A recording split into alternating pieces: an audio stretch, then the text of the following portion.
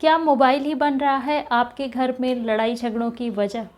क्या मोबाइल की वजह से ही आपके घर में हर दिन लड़ाई होती है? तो कैसे इस मोबाइल के एडिक्शन को दूर करें? कैसे इन झगड़ों को रोकें? आज मैं इसी के बारे में बात करूंगी। हेलो एंड वेलकम, मैं हूं प्रीति।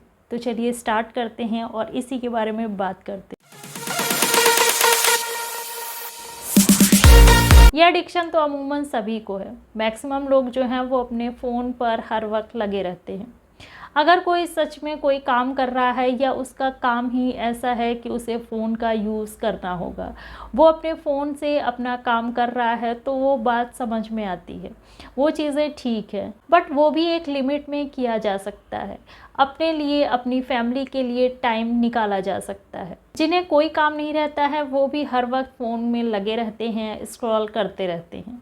बट बेवजह फ़ोन को स्क्रॉल करते रहना और फैमिली को टाइम ना देना या फैमिली के साथ वक्त ना बिताना, ये आपको अपनी फैमिली से काफ़ी दूर कर देता है और आपकी फैमिली के बाकी मेंबर जो हैं आपसे काफ़ी इरिटेट होते हैं।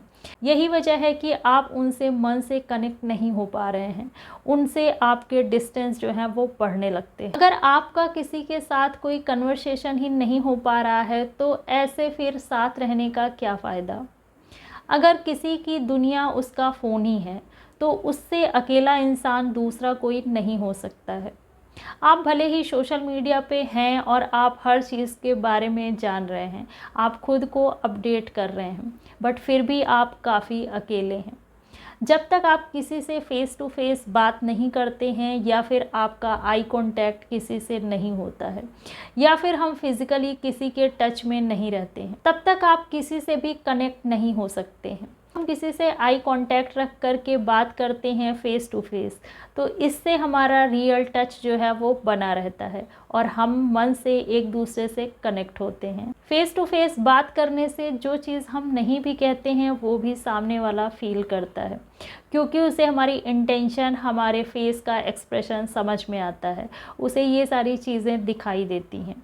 बट हम सोशल मीडिया पर जब किसी से बात करते हैं तो ये सारी चीज़ें फील नहीं हो पाती हैं। हस्बैंड वाइफ का रिलेशन भी इस फ़ोन की वजह से काफ़ी अफेक्ट होता है और उनका म्यूचुअल अंडरस्टैंडिंग उतनी स्ट्रांग नहीं बन पाती है जितनी की होनी चाहिए। अगर हस्बैंड वाइफ में किसी एक को भी फ़ोन का एडिक्शन है तो उनके बीच प्रॉब्लम्स हमेशा ही बनी रहती है और छोटी छोटी चीज़ों को लेकर हर दिन बहस होती है। हर दिन कुछ ना कुछ लड़ाई झगड़े उनके बीच ज़रूर होता है, जो कि हमेशा उनके टेंशन को बढ़ाता है और उस टेंशन को कम करने के लिए वो अपने आप को कहीं ना कहीं इंगेज करते हैं, वो फ़ोन का और ज़्यादा यूज़ करते हैं और इस तरीके से उनकी प्रॉब्लम्स जो हैं वो और ज़्यादा बढ़ती जाती है। कभी कभी ये डिस्टेंस जो है वो डाइवोर्स में भी कन्वर्ट हो जाता है। जब कोई एक फ़ोन पे लगा रहता है तो दूसरा भी अपने फ़ोन को लेकर के उससे टाइम पास करने लगता है। फिर वो अपने रिलेशन के बारे में, अपनी फैमिली के बारे में, बच्चों के बारे में कुछ भी डिस्कस नहीं करते हैं। उनकी लाइफ कहाँ जा रही है कुछ पता ही नहीं होता है। लोग एग्रेसिव भी बहुत हो रहे हैं और उनके अंदर पेशेंस की भी कमी होती जा रही है। अगर किसी के पार्टनर को फ़ोन का एडिक्शन है तो सही टाइम देख करके पोलाइटली उससे बात करें। आप उससे इस तरह से बात करें कि वो आपकी बात को सुने, उसे वो रियलाइज़ करे और उसे ठीक करने की कोशिश करे। अगर आप इरिटेट होते हैं या फिर आप उनसे गुस्सा होते हैं तो हो सकता है वो उस चीज़ को रियलाइज़ ना करे और ये प्रॉब्लम और ज़्यादा बढ़ती जाए, क्योंकि कभी कभी लोगों का ईगो भी उसके सामने आ जाता है। जब हम किसी को सही तरीके से कोई चीज़ बताते या समझाते हैं तो वो हमें ज़रूर सुनता है, क्योंकि देखिए अगर कोई भी चीज़ गलत हो रहा है या इन फ्यूचर उसके काफ़ी गलत होने के चांसेस हैं तो उसका जो असर है वो आप दोनों पर ही पड़ेगा। इसलिए बेटर है कि उस चीज़ को अभी ही ठीक कर लें। टाइम रहते ही उस चीज़ को ठीक करने के लिए कोई ना कोई रास्ता निकालें। आपस में बात करके आप एक रूल बना लीजिए कि एक दूसरे के साथ कुछ टाइम ज़रूर बिताना है। उस टाइम पर ना तो कोई फ़ोन होगा और ना ही कोई टीवी होगी।